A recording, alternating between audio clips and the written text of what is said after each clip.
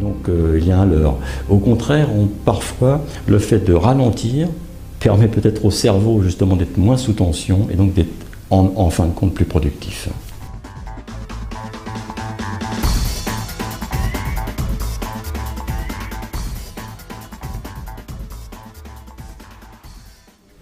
Alors bon, on peut dire qu'on vit trois types de temps différents. Il y a un temps qu'on cherche à organiser avec plus ou moins de bonheur, qui est le temps prévu et décidé.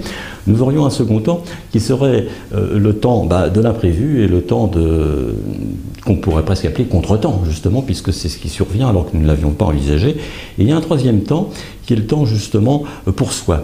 Et ce temps pour soi qui apparemment n'entre pas tellement dans la gestion du temps, pourtant c'est peut-être à lui qu'il faut penser le plus, parce qu'il est un peu le noyau du reste. Si je dois d'abord programmer quelque chose, c'est d'abord du temps pour faire de la stratégie, du temps pour planifier le temps, et du temps aussi pour faire face à l'imprévu. Il faut que je prévoie du temps pour faire face à l'imprévu, et il faut que je prévoie du temps pour ne pas du tout penser au temps.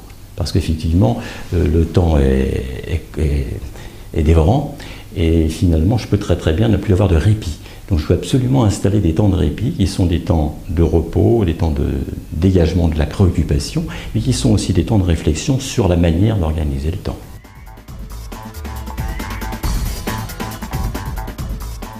Alors, sur ce plan-là, il faut considérer deux axes. Il faut considérer un axe psychologique et un axe méthodologique.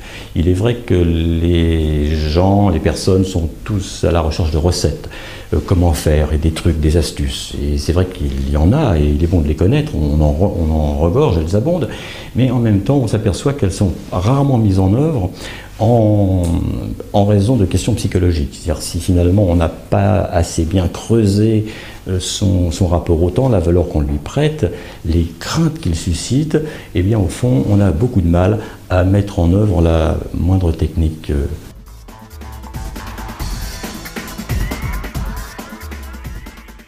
C'est la réaction immédiate. C'est-à-dire, je sens que je manque de temps, les délais se rapprochent, je n'ai pas fini telle ou telle tâche, tel dossier n'est pas prêt, j'accélère. Et effectivement, on peut penser que c'est un mouvement qui est assez logique. Accélérer, ça paraît aller de soi pour aller plus vite. Mais on se leurre un peu parce qu'on n'accélère pas tout à volonté. À commencer par la pensée, qui est notre organe justement de prédilection pour piloter une entreprise, un service. J'accélère pas ma pensée à volonté. Je peux créer des conditions favorables à l'accélération de ma pensée, mais dire va plus vite, pense plus vite, trouve l'idée que tu n'as encore jamais trouvée maintenant, ça ne marche pas comme ça. Et donc il y a un leurre. Au contraire, parfois, le fait de ralentir permet peut-être au cerveau justement d'être moins sous tension et donc d'être en fin de compte plus productif. Il y a une illusion aussi sur laquelle il faut revenir, c'est que ce qui s'est accéléré aujourd'hui, c'est la transmission des informations. Alors évidemment, on est dans le domaine intellectuel avec la transmission des informations. Et ça laisse penser que puisque les informations se transmettent plus vite, de A à B par exemple, A peut également penser plus vite, peut imaginer, réfléchir, accoucher de solutions plus rapides. Ça laisse penser que de l'autre côté, B, qui reçoit l'information, il peut la comprendre plus vite. Or, aujourd'hui, comme il y a certainement 1000 ans, le cerveau humain ne pense pas plus vite pour élaborer quelque chose, ne pense pas plus vite pour comprendre quelque chose. Donc on se fait leurrer, on se leurre par la vitesse de transmission.